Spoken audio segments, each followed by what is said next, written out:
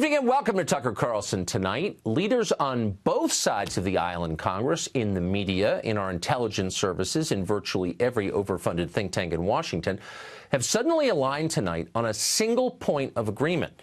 America must go to war in Syria immediately. Bashar al-Assad cannot continue to lead that country. He must be overthrown. Assad is an evil man, they tell us. His latest crime is a chlorine gas attack carried out over the weekend by his forces against a rebel-held suburb of Damascus. Assad's poison gas suffocated children. Pictures of the aftermath of that are all over the internet, and they are horrifying. Assad is a monster. That's the official story. Almost everyone in power claims to believe it. The push to war in Syria, by the way, has united politicians from both sides. Lindsey Graham and Howard Dean typically agree on very little.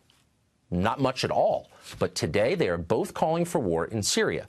Graham is demanding massive attacks on the Syrian military. Dean is going even further than that.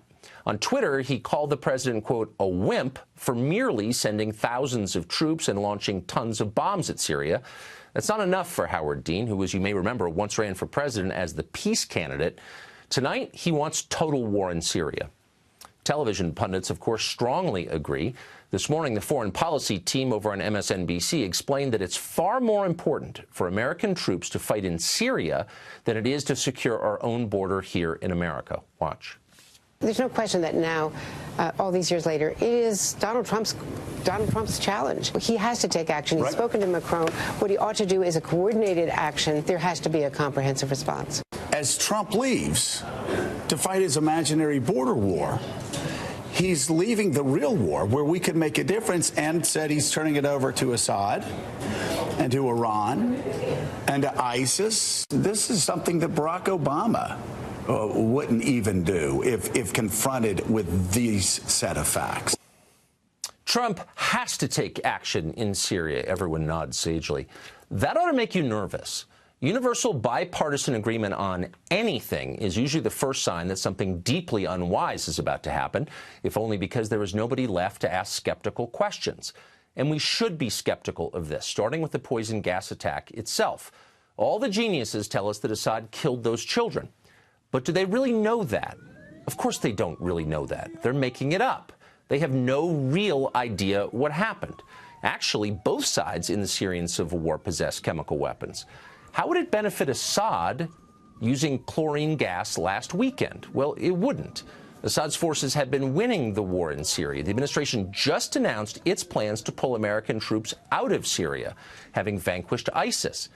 That's good news for Assad, and about the only thing he could do to reverse it and to hurt himself would be to use poison gas against children. Well, he did it anyway, they tell us. He's that evil. Please. Keep in mind, this is the same story they told us last April. Do you remember that? It was almost exactly a year ago. The new administration announced it was no longer seeking to depose Assad from power. Regime change was no longer our policy. So the usual war chorus in Washington started yelping, went berserk, and days later, Assad supposedly used sarin gas against civilians in Syria. There was video. We bombed a Syrian airbase in response to that. At the time, this show asked what seemed like the obvious question: are we really sure that Assad did that? It seems weirdly timed and counterproductive to him. Shut up, they explained. Of course we're sure. What an unpatriotic question. But of course they were lying.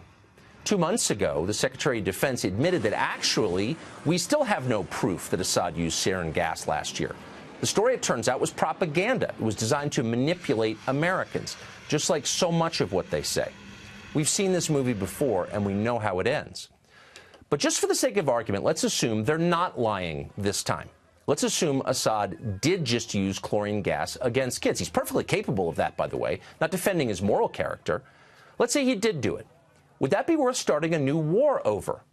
Overthrowing Assad's regime in Syria would result in chaos. Many thousands would die. In fact, we might likely see the genocide of one of the last remaining Christian communities in the Middle East, and we ought to care about that. Some of the dead, of course, would be American servicemen. A new war would cost us tens of billions of dollars, maybe hundreds of billions. Would it make America safer? Would it make the region more stable? Let's see. How exactly did regime change work in Iraq and Libya? Doesn't matter, say our moral leaders on CNN and everywhere else. Atrocities like this cannot be tolerated. Okay, but let's be real. We do tolerate atrocities like this all the time. For example, there's a devastating famine killing children in Yemen right now. The Saudis are causing that famine. Should we drop tomahawks on Riyadh in response? Not until it's on YouTube, apparently. When you conduct foreign policy by viral video, pictures are essential. But in real life, Syria is a highly complicated place. With Assad gone, who would run it exactly? Do we have another strongman in place to install? Or is it our hope that a stable democracy will magically appear in the wake of this protracted civil war? And who exactly are these moderate rebels you're always hearing about, the ones that we're supporting with your tax dollars? Well, a lot of them turn out to be Islamist crazies. For example, the city where the chemical attack just occurred is mostly controlled by the Army of Islam. It's a radical group that has called for establishing an Islamic state under Sharia law in Syria. That group's founder called for exterminating all Shia Muslims and Alawites from the country. But we're supposed to wage a new war on this group's behalf. Why is that exactly? Back in 2013, when the Syrian civil war was still in its early days, one onlooker weighed in on Twitter. Here's part of what he wrote, quote, "We should stay the hell out of Syria. The rebels are just as bad as the current regime. What will we get for our lives and billions of dollars? Zero." In another tweet, he said this, quote, "Let the Arab League take care of Syria. Why are these rich Arab countries not paying us for the tremendous cost of such an attack?"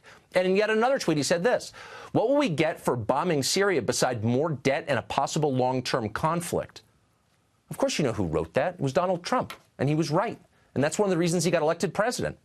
And now the same people who brought you a dying American middle class, undefended American borders, and endless pointless wars in countries you could not find on a map are telling the president he's got to depose Assad for reasons that are both unclear and demonstrably dishonest. And by the way, it may happen. But before it does, Congress ought to consider a brand new constitutional amendment. Let's call it the Lindsey Graham Amendment. And here's what it would say. Congress shall topple no government until it finishes rebuilding the last government it toppled. And furthermore, talk show generals shall be required to personally visit the battlefield of every war they advocate for. End of amendment. That would have an immediate and positive effect. Let's hope it passes.